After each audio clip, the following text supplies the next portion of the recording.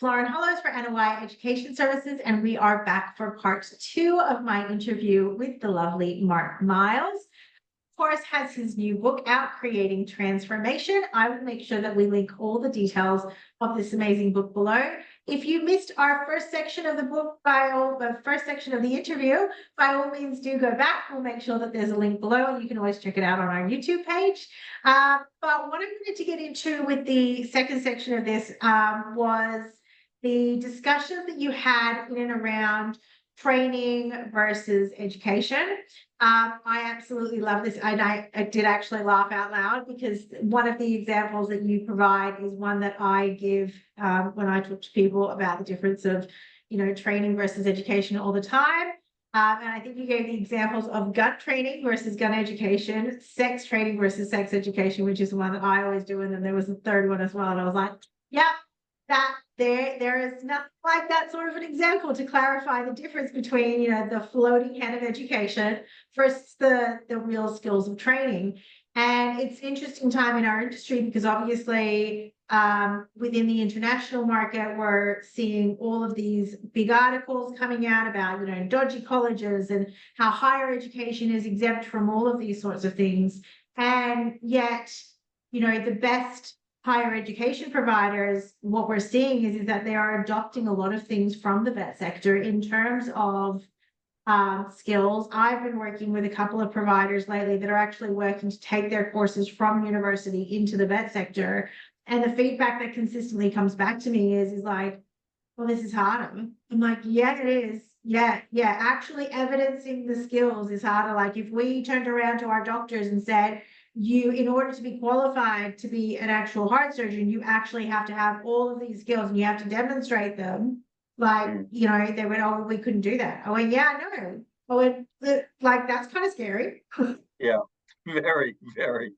Yeah. So, talk to me about like that, why include that section on training and education? And I mean, in and around, like, we've got all these new standards coming out as well, where under the new standards, we've got instruction, right? And engaging training. Which is education, practice and feedback, which is skills, and then assessment. So do you how do you see training versus education, and how do you see that changing in any way, shape, or form when these new standards come in? Just a small question. So I guess if I can kind of explain the driver behind it. So for me, the whole metaphor of the life jacket, and I think I mentioned it in the book, but the idea of, I've been on like hundreds of aeroplanes. I've seen the person demonstrate how to put on the life jacket so many times. But if that plane was crashing and I got 90 seconds to put on that life jacket, I've got like zero confidence I could actually do it.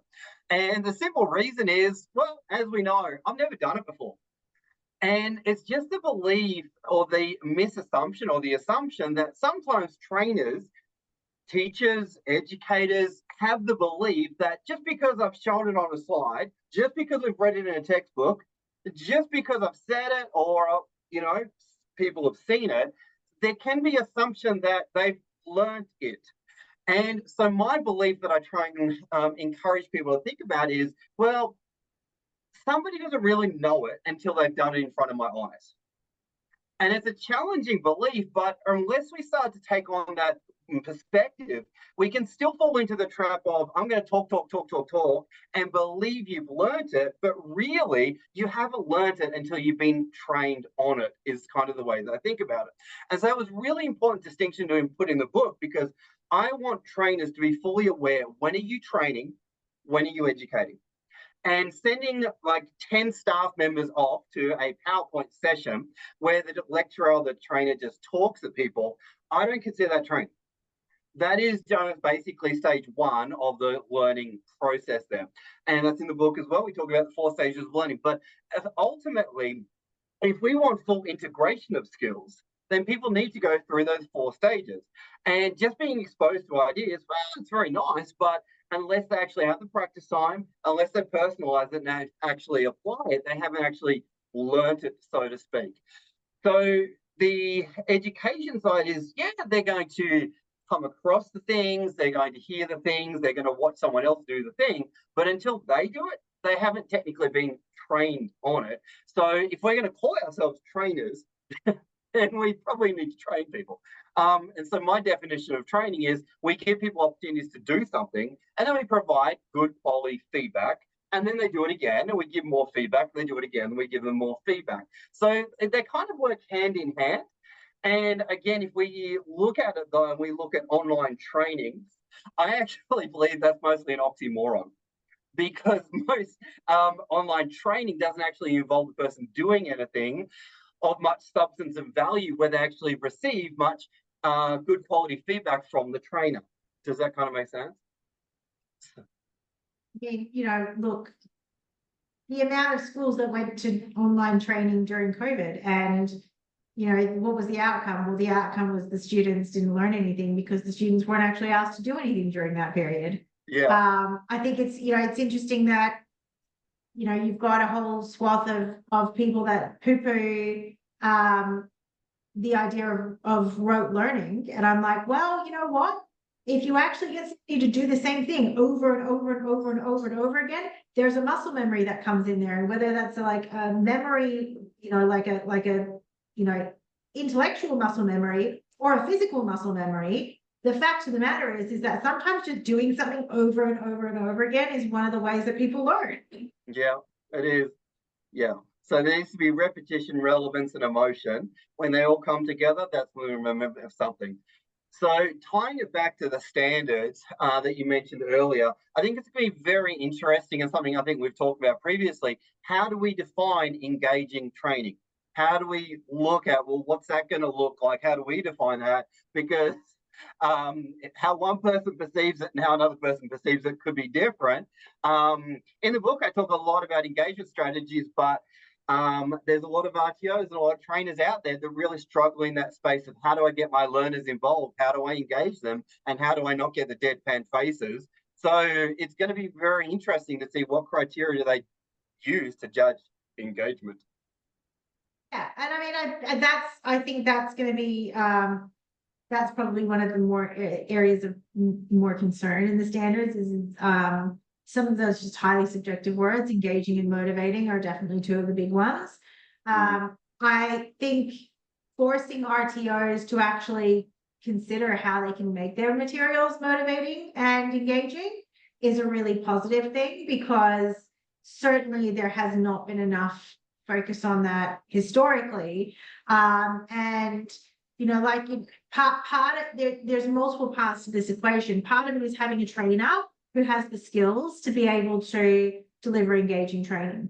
Part of it is having training and assessment materials that allow for the trainer to be able to use them in such a way that they can create engaging training as well. You can give a trainer a really shit set of materials, and the amount of work that a trainer has to do to then actually make them engaging is a whole separate thing, right?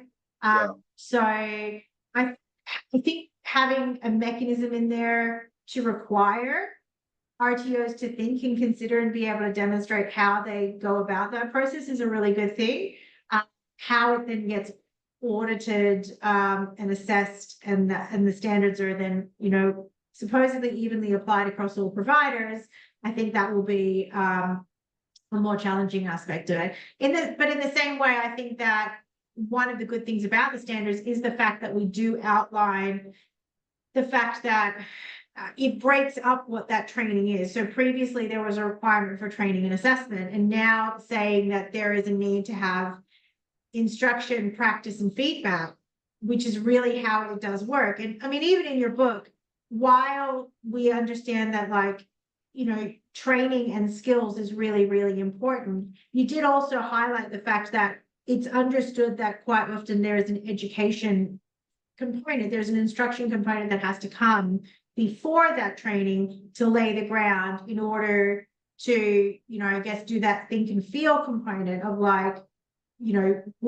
do we actually need to know about this before we actually go and try and do it? And, how are we going to approach it? What are our feelings about it, so that we can approach it in the right way? And gauging the strategy of how we're going to do all of that. So the two things have to work hand in hand. And this is like, it's that relates to like, kind of the bigger system of like, we need everything from primary education to secondary to vet to higher education. We need all of those things working really well. We need public and private working well together. We need training and education, essentially across everything we do. There needs to be training and education from pre-primary all the way through to doctoral degrees. So, I think vet has a really, really good balance of that, with a stronger focus on skills.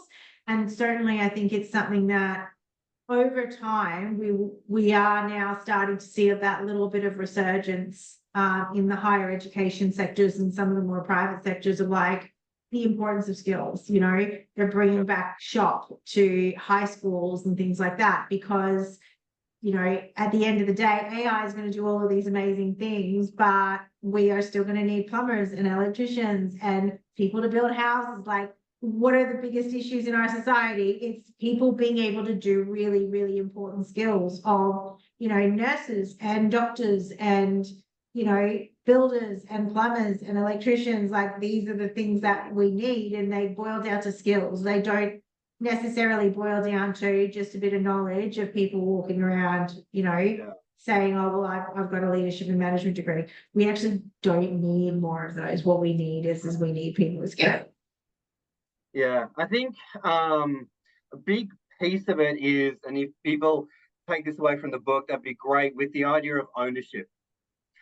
Ownership, ownership, ownership, and ownership equals retention. Excuse me. If you are a trainer, if you're still speaking just at your audience, if you're speaking at them, it's going to be a very passive experience for the adult learner. And one thing we're trying to get across in the book is that the more people or more ways you can get your audience involved and active in the learning process, the more they're going to take away from it. And so a big part of it talks about the many different ways you can create engagement through getting your learners to actually own the information. And I won't go into the strategies, but it's a real big theme, and just making your learners make that shift from passive to active, and coming in going, I'm excited to be here and I'm feeling part of the learning process. And what I just found is that, you can Google adult learning principles, or you can, everyone can quote them, but how are you actually using them? And, how many times do we go off to a workshop and we see the person just going click, click, click, click, click, and I don't really feel part of the process. I just feel spoken at.